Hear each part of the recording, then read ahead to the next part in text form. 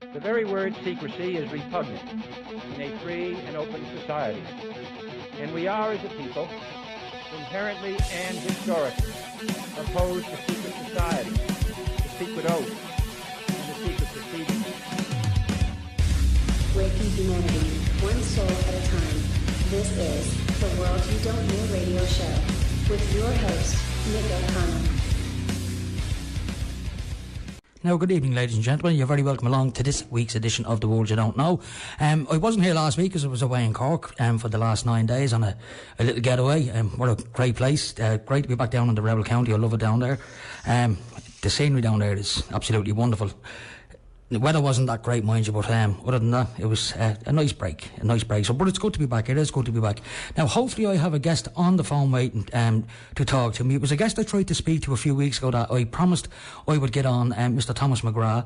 Now, Thomas is the author of a fabulous new book, which I've just had the pleasure of reading, called The Sovereign Republic of Eire, and it's a fascinating insight into what went on in this country and what's been going on in this country over the last few hundred years, not just the last 100 years, but the last few hundred years. And compared to what we were taught in school and what modern day academia teaches us in relation to Ireland's true history, this was an eye-opener for me, even for me. And I've been interested in the subject for quite a long time. What really went on in this country and who's the real controllers of this country, because we're led to believe we got our independence in the after the 1916 rising. Nothing could be further from the truth. Anyway, I'm going to go straight to my guest now, and hopefully he'll be there on the phone. Good evening, Tom. Oh, that's brilliant. I can hear you now, Tom. I don't know if you heard what I was saying there in the intro, but I have. Unlike the last time, when I was trying to get you on the last time, we couldn't get the phones to work for whatever reason. But this time we have managed to get the phones to work, and thank God for that. Now, but the last time I did speak to you, at that point, I hadn't actually read your book. And much to my shame, but I have had the book since the last time I spoke to you, and I have read it, and what a riveting read it is. Thank you very much for that. It's a brilliant book, absolutely brilliant book, and a great insight into what actually went on in this country over the last few hundred years. Now, I want to bring your mind back. I've got the book here in front of me, so I want to bring you back to what actually went on in this country during the so-called famine. Yes. Well, Chris Fogarty, a journalist from Chicago, wrote a brilliant book on the genocide. It was there was no famine in Ireland because there was millions of tons of food exported at gunpoint by the occupying British forces to feed their armies and their cities and towns in England. They even exported Irish food as far away as South Africa to feed their troops and their garrisons out there. So when you hear people saying about the famine, they have no idea what they're talking about. They are continuing to further the lie that there was a famine in a country that was overflowing with food. The British could have left enough food to feed the Irish and still fed their cities, but they chose not to. They wanted to kill off half of the population of Ireland.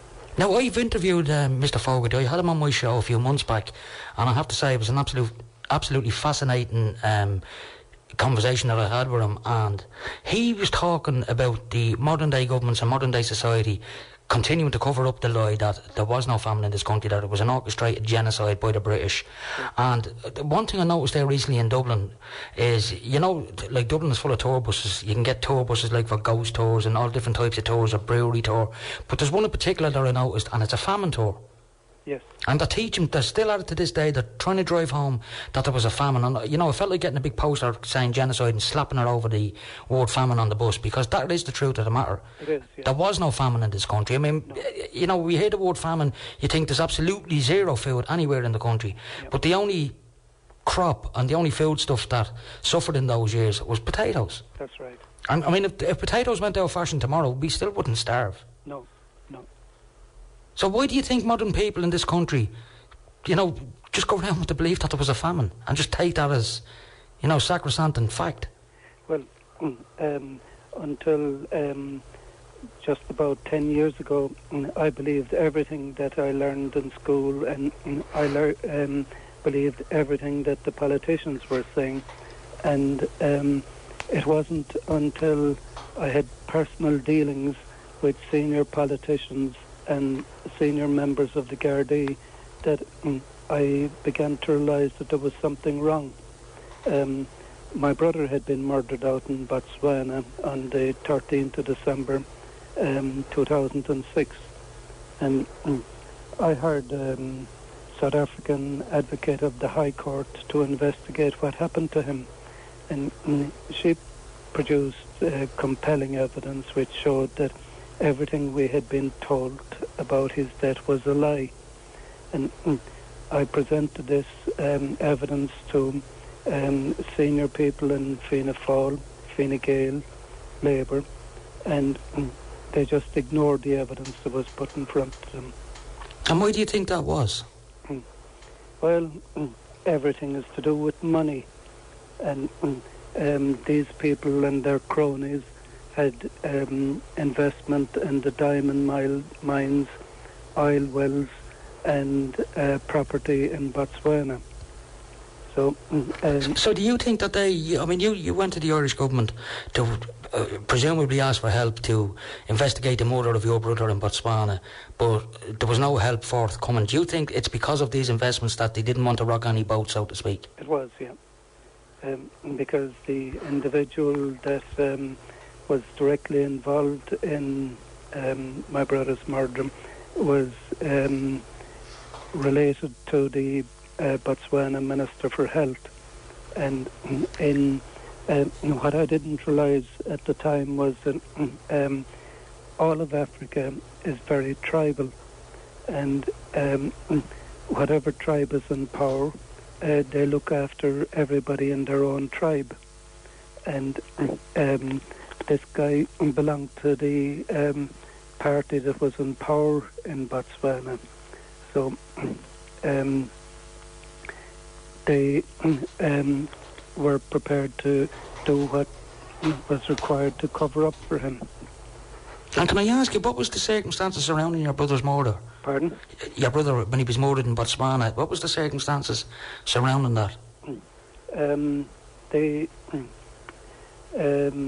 claimed he committed suicide, and I wrote a book about it called Approved for Murder, which I published about 4 years ago, and I named everybody in the book, including politicians in Ireland, in Botswana, and senior Gardaí. And has anybody tried to sue you for libel based on what you wrote in that book? No.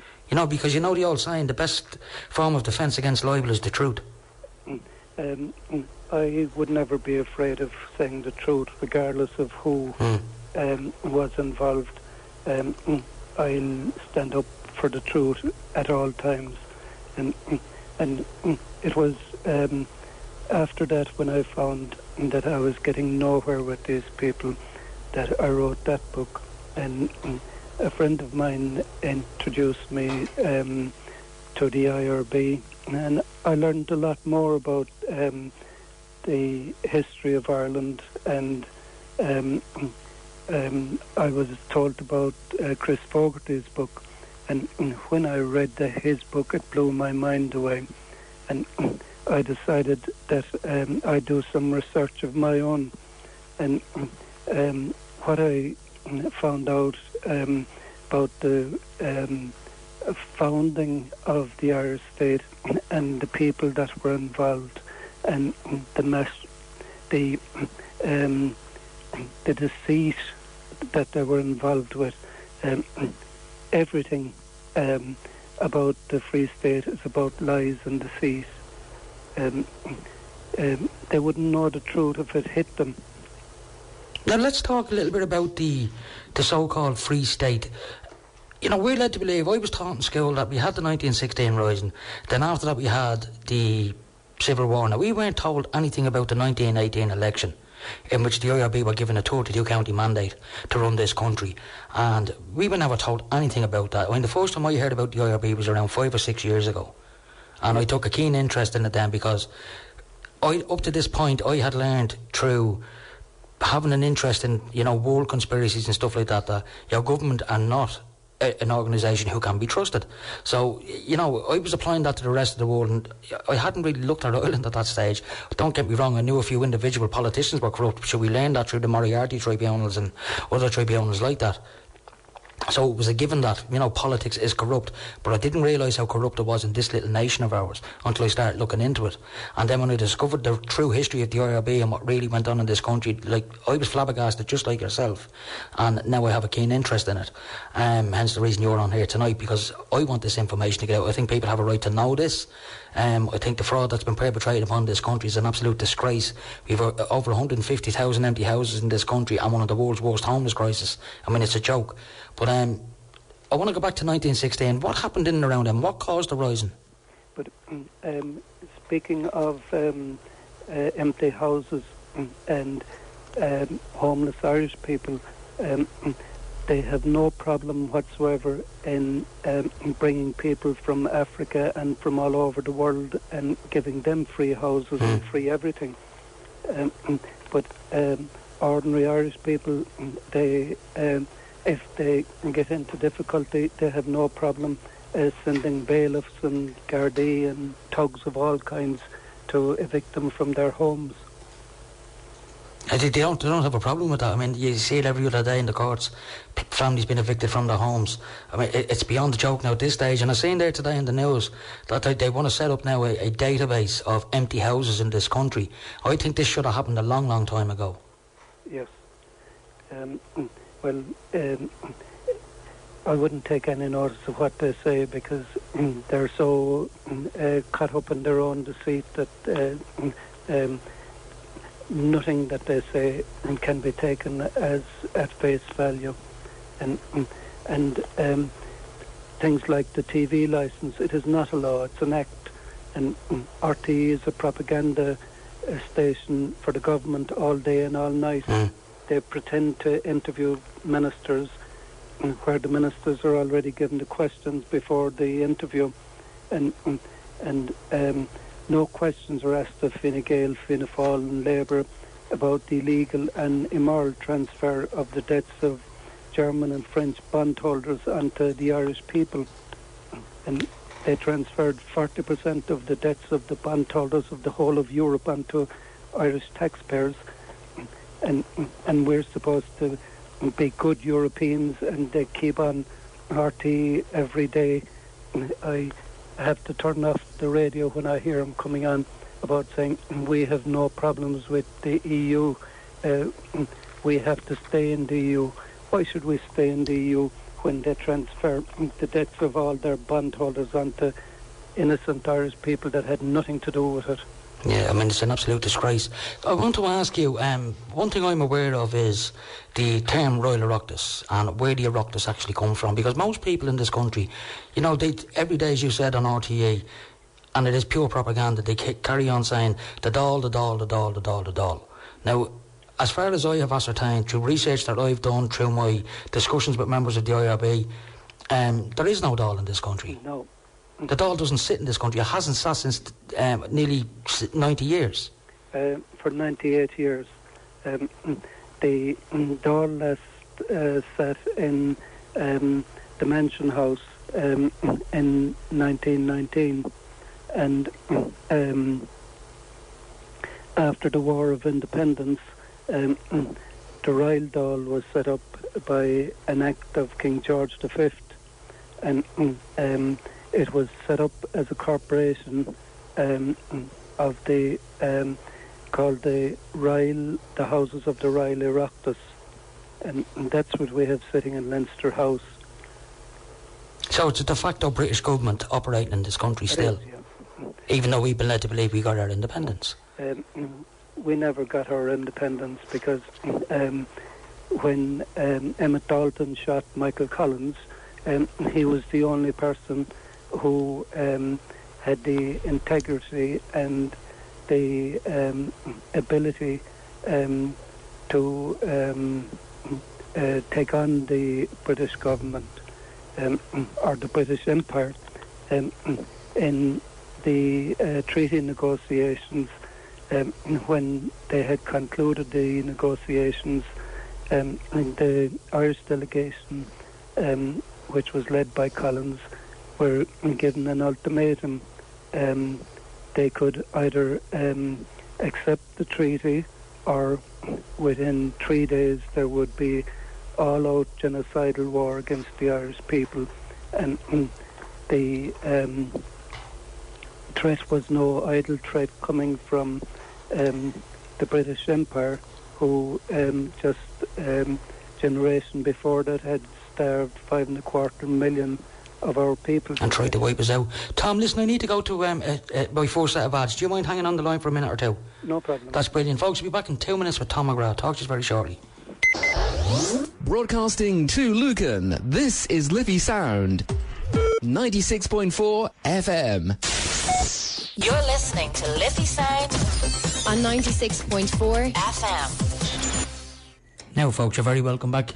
The text number for the studio is 087 062 7138, and there's also a Facebook page now for the show as well. If you go onto Facebook, just type in The World You Don't Know, and the same for YouTube if you want to catch up on any previous shows. The podcasts are up there. I don't put them all up. It's only when I have a guest on I tend to post a podcast. If it's just myself rattling on in the studio for an hour, I tend not to put a podcast up. Only sometimes, but not all the time. So that's why there's not tons and tons of shows up there, but there is a good few shows up there, so you can go to The World You Don't Know on YouTube, and there's plenty of things there. Anyway, back to Tom. Tom, you still with me? I am indeed. That's great. Now, Tom, I just want to talk a little bit about the Irish Republican Brotherhood and why they have been airbrushed out of history when they played such a significant role in what went on in this country. It's all to do with money. When the Irish Republican Brotherhood were formed by Stevens and John O'Mahony, John O'Mahony went to the United States and he set up the Irish Fenian Brotherhood. He brought all the Irish-American groups together under the umbrella of the Irish Fenian Brotherhood. And they collected monies for to buy arms, and they also to set up the Irish state. In all, they collected about £25 million, which was a massive fortune back in 1919, 1920. They collected the money for to set up universities and manufacturing businesses, and to set up the Irish state. None of the money went where it was supposed to go. The then members of the Irish Free State and De Valera, they took the money for themselves, and De Valera set up the Irish Press, his own personal propaganda newspaper, and the Free State under Cosgrave and Costello, they took tens of millions for their own use as well. So none of it went for setting up or for the reasons for which that the money was given. Irish Americans gave the money. In fact, a Canadian professor, Francis McCarr, has written a book about it. It's called Money for Ireland, and it details what happened between 1919 and 1936. And it's not just me that's asking questions about where that money went. This man is an eminent professor, and he has written a very detailed book about it, and the people who are now leading and members of Fine Gael and Fianna Fáil have huge questions to answer, and they need to explain the origins of their party and who they were supporting, and it definitely wasn't the Irish people they were thinking about. Now, in your book, Tom, you mentioned that when the British allegedly left here, and I will always say allegedly left because I deep down know they never did. You say that they left 3,000 agents in this country. Yes. In what fields would those agents have been left? Like, what is it, in academia, in the civil service? Where were these people left? What positions did they hold? They were in all positions of influence in universities, in civil service, in political parties. They had infiltrated everything, and that's why they were able to continue with this big lie about the famine for the last 170 years. They were also able to cover up what happened to Michael Collins and why it happened and why he was shot at point blank range.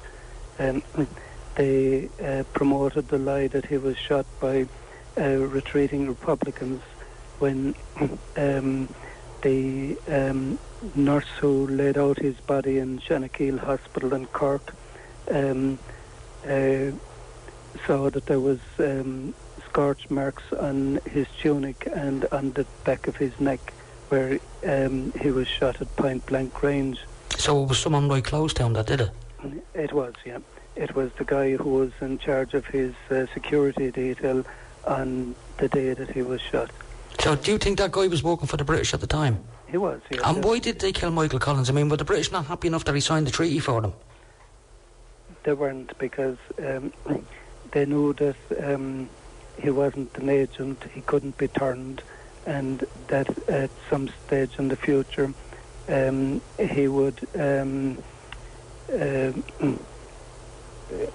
look to have the sovereign constitution, which was the constitution of the Irish people, which was ratified in the Dáil on the 21st of January 1919.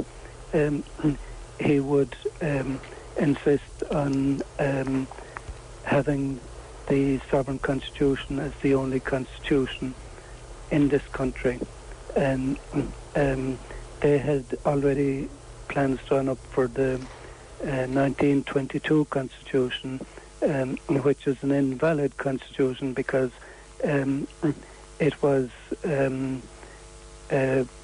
brought about by the murder of Michael Collins and by the threat of genocidal war. So the 1922 constitution, do you think the British wrote that constitution to suit themselves? And they also wrote the 1937 one, which De Valera pretended was Republican. There was nothing in that constitution that was of any valid consequence for the Irish people. In fact, when you read the 1919 constitution, it cannot be changed by anybody. Yeah, the very first article in that constitution says our sovereignty is inalienable and cannot be given up by any generation. That's correct, yes. So it makes the 1922 and the 1937 constitutions illegal, and it also makes the European Union constitution totally illegal.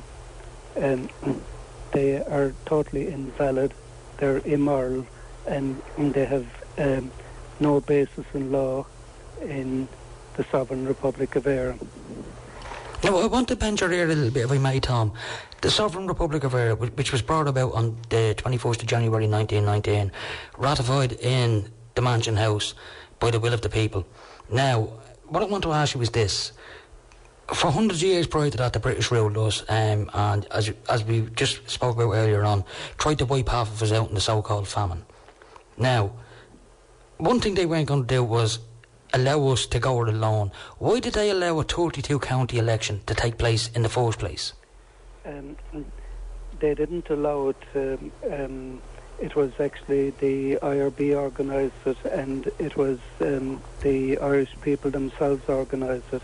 And when the British became aware of it, they declared the Irish Dáil an illegal assembly. Based on their laws or their rules. Yes. Right.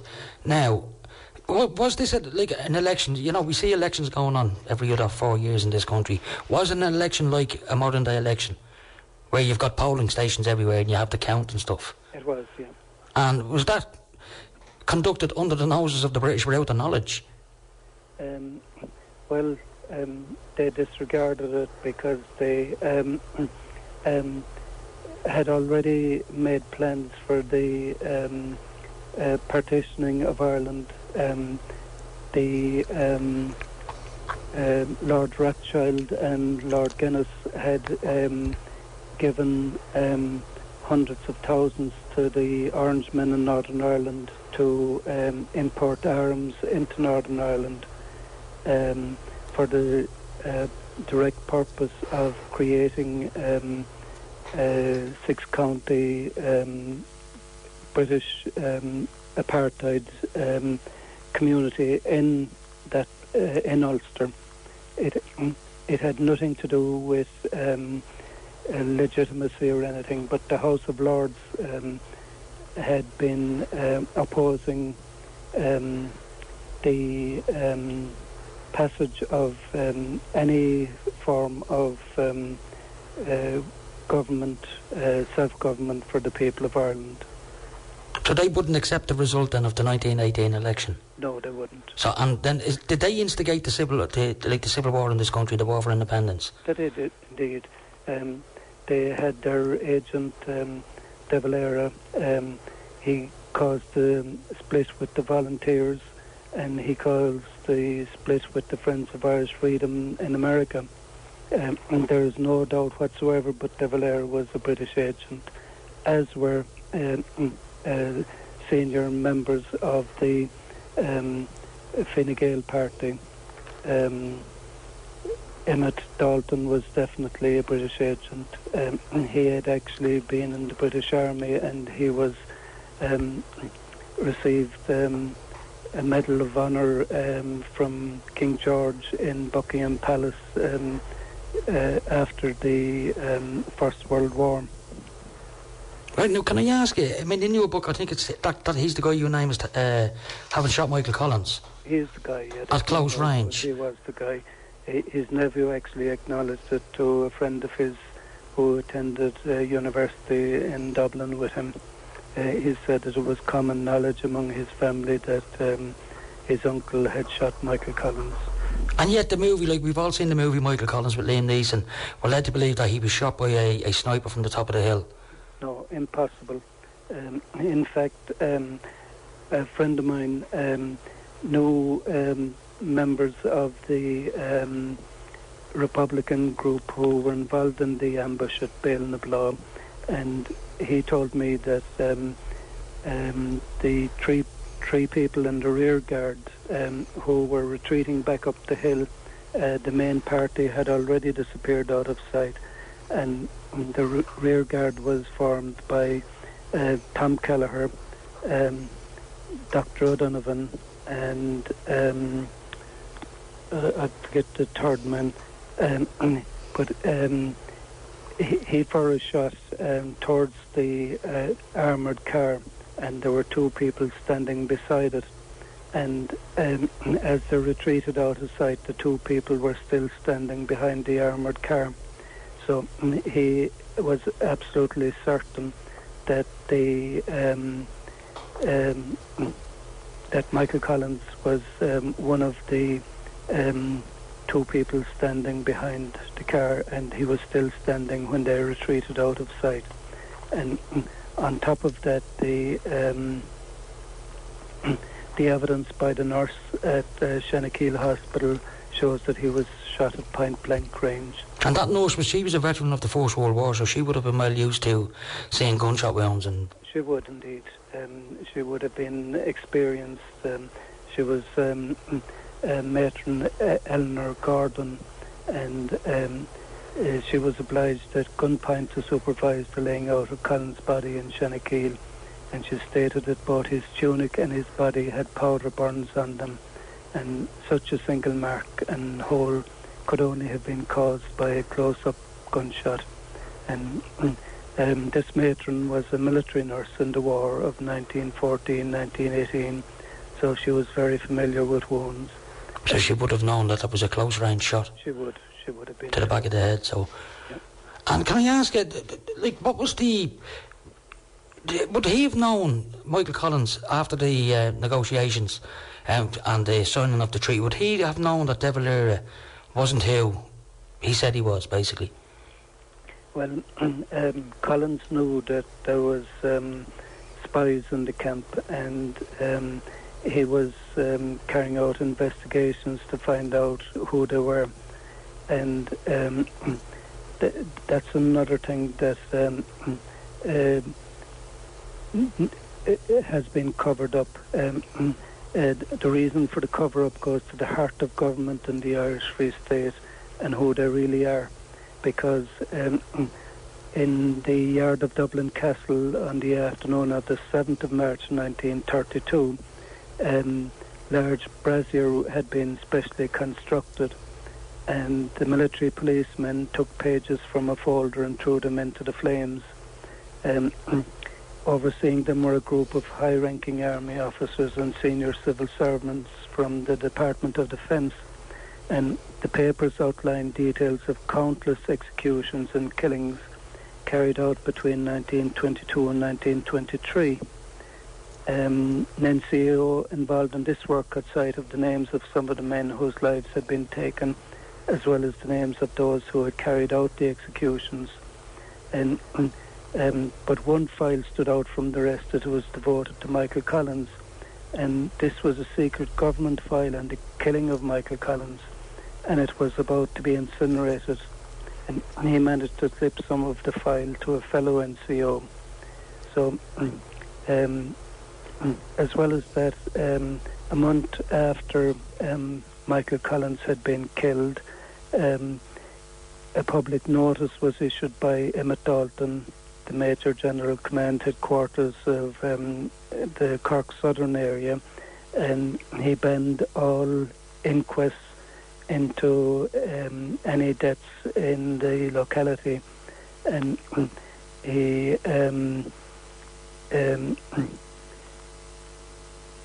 in effect he stopped any investigation into the murder of Michael Collins, for which he was the person who pulled the trigger.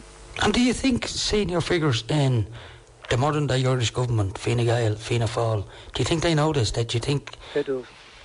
So they're perpetuating this cover-up? They are, yeah. On behalf of the British, because if this kind of information gets out into the mainstream and more people learn of this, there'll be uproar. Well, they've managed to keep it a secret for nearly 100 years, so they think it's gone away. Well, it hasn't. I mean, it's all in your book, and it's an absolutely fascinating read. Tom, listen, I need to do my second set of ads, so do you mind hanging on for 2 more minutes? No problem. That'll be brilliant, folks. I'm going to be back in 2 minutes with Tom McGrath. Talk to you very shortly. You're listening to Liffey Sound, www.liffeysoundfm.ie. Listen online. Community radio at its best.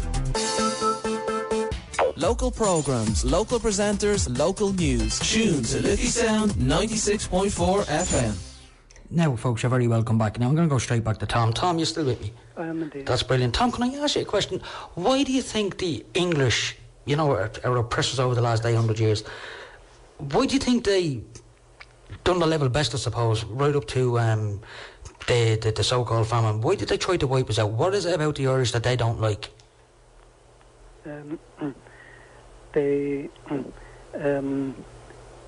I think it's a spiritual thing.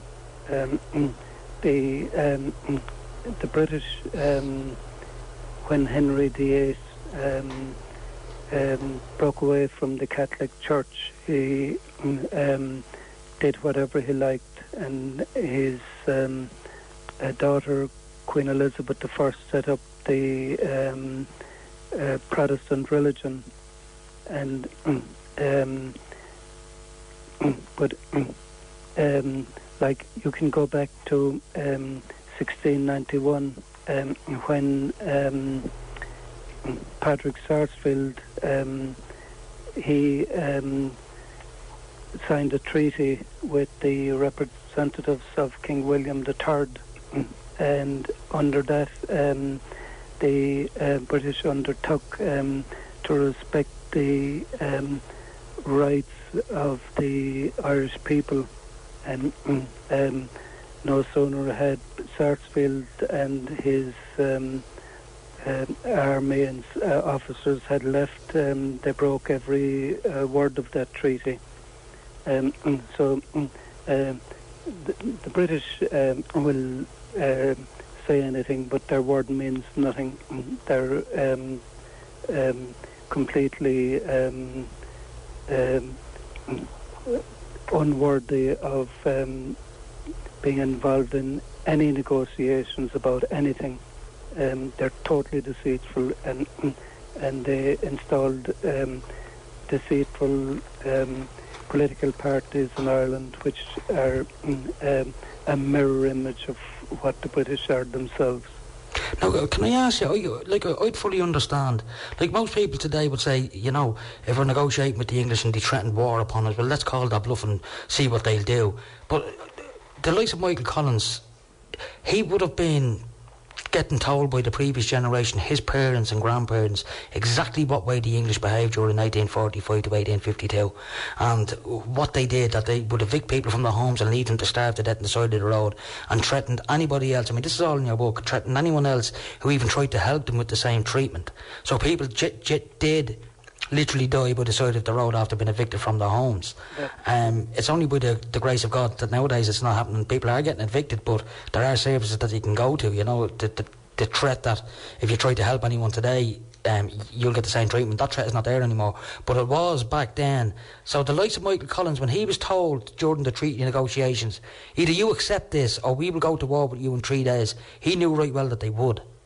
He would. He knew exactly what they were capable of, and he knew that they would have murdered with abandon, because there was they had overwhelming power. They had the weapons of mass destruction. The Irish had very little weapons, and they would have been wiped out in 6 weeks. Now, prior to the famine, what was the population of this country on average? It was over 11 million. It was heading for towards 12 million. And after the famine, then it was whittled down to 4.5 million, something like that. Yes, yeah. So how many people do they reckon emigrated, got to their destinations alive? Well, we know that 5.25 million starved to death, and about 2 million went on the ships.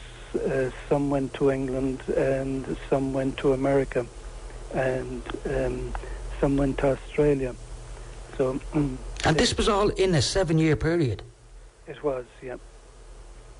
Yeah, I mean, this is recent history when you think about it. This is not aeons ago. This is very, very recent. I know it's just over 150 years ago, but that is recent by today, by any standards, by historical standards. That is very, very recent. I can't understand how the Irish government and, generations of families should have been passing this information down to each other. The amazing thing is that people of Irish descent in America knew that there was plenty of food in Ireland, that it was a genocide. I have met people who had told me that it was a genocide 30 years ago, but I didn't believe it. It wasn't until I read Chris Fogarty's book and had all the details in front of me, which he actually found in the British Archives in London. And it was their own records that he used and he photocopied, which he wrote this book about the Irish genocide. Yeah. Now, I haven't had the pleasure of reading his book, although I have had the pleasure of interviewing the man myself, and I've listened to him on other various radio shows, People's Internet Radio he's been on. Sean McGuire's Out of the Bag, I think he was on as well, and I think he was on Open Your Mind Radio too. So I've had the pleasure of hearing all the information that he talks about, and you can check the facts yourself. I mean, the information he gives out, it's not just willy-nilly information made up from his own head. This is based on British Army government records. It is, yeah. You know, and it details all the units that were stationed around this country. It does. There was British garrisons every 20 miles, and they escorted the food at gunpoint to the ports. And at the ports, even in Cork, at one stage there was some starving men descended on the port, and they were shot like rabbits, and their bodies were pulled onto a cart and buried on the east side of Cork City. In fact, interestingly, there's a genocide graveyard in Mitchellstown, just beside the poorhouse, where people starved to death and they were buried in mass graves there. And about 2 weeks ago, the local priests said a mass there for them, and they blessed the famine graveyard. So it's the first time in my lifetime that this has been done. So do you think things are starting to turn now? I've been to the turning of the Sovereign Seal now 4 or 5 times over the last few years. I've met Billy McGuire, I've interviewed Billy McGuire. I'm a member of the IRB now, like yourself. Do you think that there is a chance that we can wake the nation up to what really went on in this country and hopefully turn things around and get out from under the ilk of the British Empire? If we are to survive as a nation and as a people, we have to get out from under them, and we have to bring everybody of Irish descent, wherever they are around the world, along with us, and make it the Irish nation. And there's 100 million people of Irish descent around the world, and it's with their help and with their support that we can get back the Sovereign Republic of Ireland, because the members of the Riley Oireachtas and their supporters, they have cleaned out this country for themselves and their bodies, and there is no such thing as justice for anybody going into the courts of the Free State. And these are British accredited registry courts where they use all sorts of deceit to get you into contracting with them, and it has nothing to do with justice, as has been people have seen with the financiers and the politicians who were involved in the destruction of the economy. None of them are in jail. Yeah, it's an absolute shame. I mean, what's happened in this country over the last 10 years, I mean, it's over the last 90 years, but particularly in the last 10 years, and yet people are still complacent. Totally complacent. People are just not aware of the level of deceit and corruption. Like I was trying to remember back there about the shooting of Michael Collins. And in 1981, Dan Ryan, an old IRA man who was retired from the Department of External Affairs, disclosed that he was very friendly with Desmond Fitzgerald, Minister for for External Affairs, and he was walking around the rectangular government buildings with him when Fitzgerald turned to him and said, "Dan, would you like to know who killed Michael Collins?" And Dan Ryan said, "It was said to be a bullet from the retreating IRA." And Fitzgerald said, "No, it was not." He said it was Emmett Dalton who shot him. And Dan Ryan is quite certain that Desmond Fitzgerald told him that Emmett Dalton shot Collins. He significantly did not use the word murdered, but the word shot, which means that he was carrying out the orders of somebody else. And who do you think he was carrying those orders out for? Well, the people that mostly wanted him dead were the British, as well as the British agents who were here installed in positions of influence. And Collins had been investigating who were the people who were British agents here. So he could have upset everything, because as you said earlier on, he was a man who wasn't for turning. He wasn't.